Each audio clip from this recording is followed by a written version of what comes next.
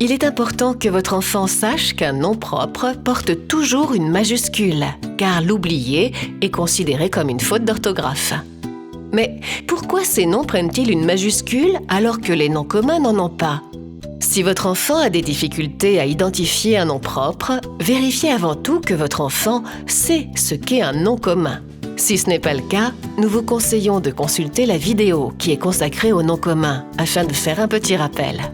Vérifiez ensuite que votre enfant a bien compris ce qu'est un nom propre.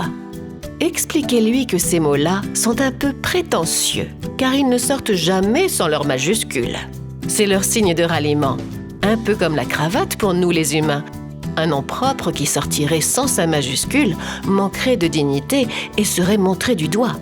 Ici, le mot propre n'a rien à voir avec un quelconque problème d'hygiène. Expliquez à votre enfant, par exemple, que lorsqu'on a un document très important à remettre à quelqu'un, il est préférable de le lui remettre en main propre, c'est-à-dire à lui seul et à personne d'autre.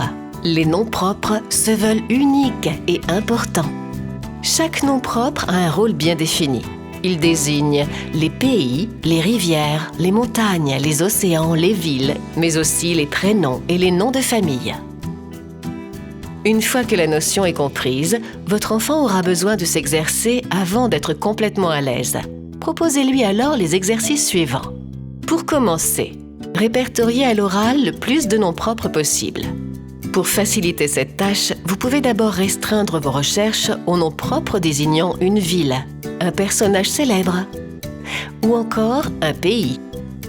Votre enfant commence à être plus à l'aise. Vous pouvez alors faire le jeu du baccalauréat.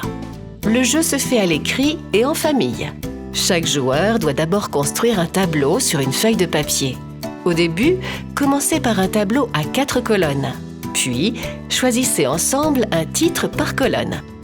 Une fois le tableau prêt, un joueur récite l'alphabet dans sa tête. Un autre lui dit « stop » au hasard, désignant la lettre par laquelle tous les mots devront impérativement commencer. Le but du jeu est de remplir toutes ces colonnes en temps limité. Le premier à avoir fini étant le vainqueur.